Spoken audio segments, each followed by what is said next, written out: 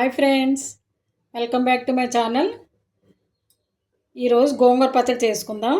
ఈ గోంగూర మా గార్డెన్లో కోసానండి. ఇంచుమించు 3 కట్టలు అలా వచ్చింది.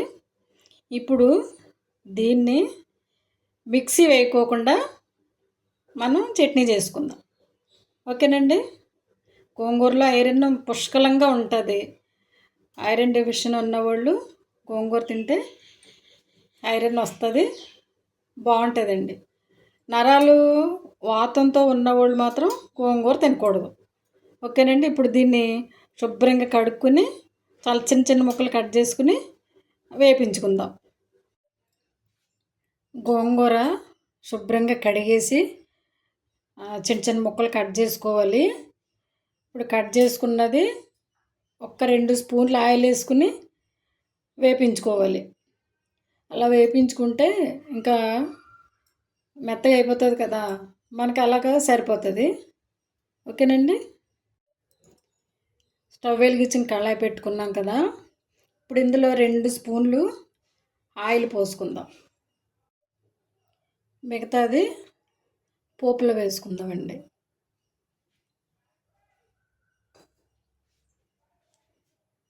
ఆయిల్ కాగాలి, లేదంటే ఆకుకూర కదా అంటుకుపోతుంది. గోంగూర ఎలా చేసుకున్నా బాగుంటుందండి. స్టవ్ సిమ్లో పెట్టుకుని ఇప్పుడు గోంగూర వేసుకుందాం.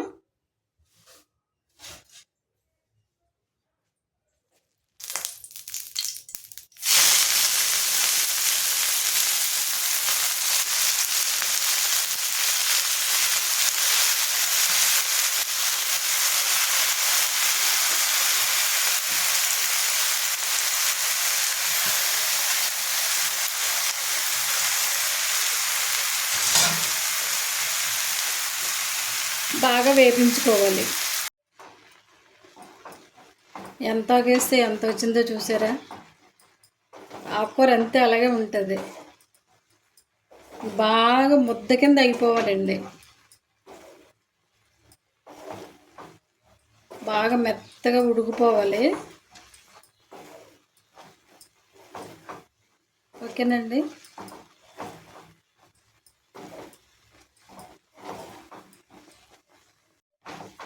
గోంగూర పచ్చడి జలుబు ఉన్నప్పుడు, కొంచెం ఫేవరెట్గా ఉన్నప్పుడు వేసుకుని నోటికి పుల్లగా బాగుంటుంది.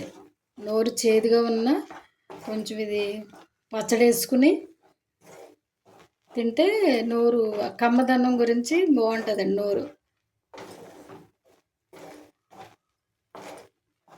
ఇంకా కొంచెం డ్రై అవ్వాలండి మనకి. ఇలా అయ్యింది కదా, చూసారు ఎంత మెత్తగా అయిపోయిందో.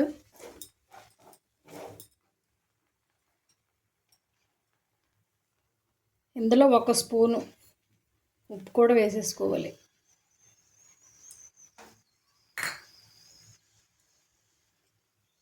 ఒక స్పూను ధనియాల పౌడరు, 1 స్పూను, 1/2 స్పూన్ ఉంటుంది పసుపు, కారం 1 పెద్ద స్పూన్ కారం. అంతా పట్టలేదు. ఇది మొత్తం ఇదంతా కలిపేసుకోవాలి.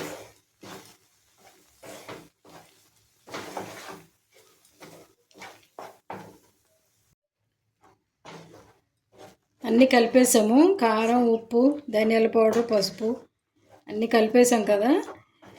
ఇది కొద్దిసేపు ఇలాగ సిమ్లో ఉడికించుకుంటే ఈ కారం, ఉప్పు అన్నీ వీటికి పడుతుంది. అప్పుడు మరలా దీన్ని తాలింపు పెట్టుకోవాలండి. ఓకేనా. మన చట్నీకి తాలింపు పెట్టుకుందాం. ఇప్పుడు కళాయి పెట్టుకున్నాను. కళాయి వేడైంది, ఆయిల్ పోసుకుందాం. గోంగూర పచ్చడిలో కొంచెం ఆయిల్ ఎక్కువ పడుతుంది.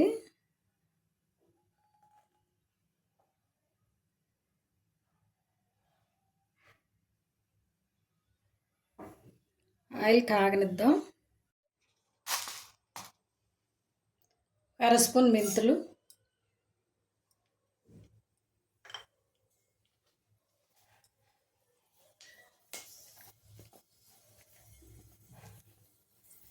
1 1 స్పూన్ ఆవాలు,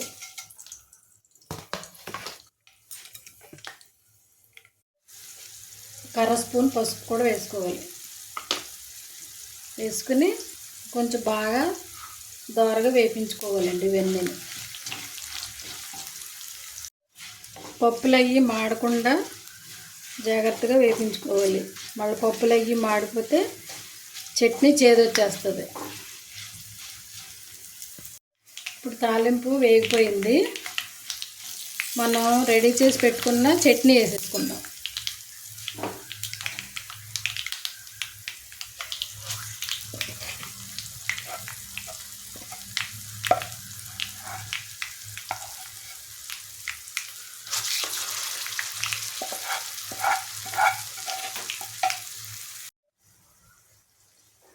ఇదిగోండి గోంగూర పచ్చడి తాలింపు వేసేసుకున్నాం కదా.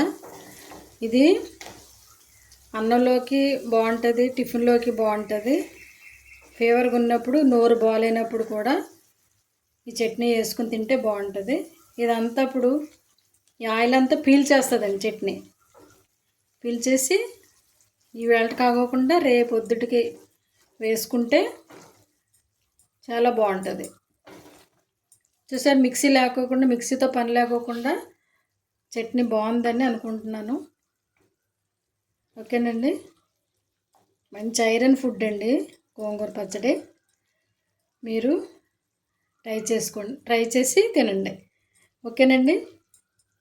ఈ వీడియో కనుక మీకు నచ్చితే లైక్ చేయండి, షేర్ చేయండి, సబ్స్క్రైబ్ చేయండి. ఓకేనండి. Thank you for watching. Bye.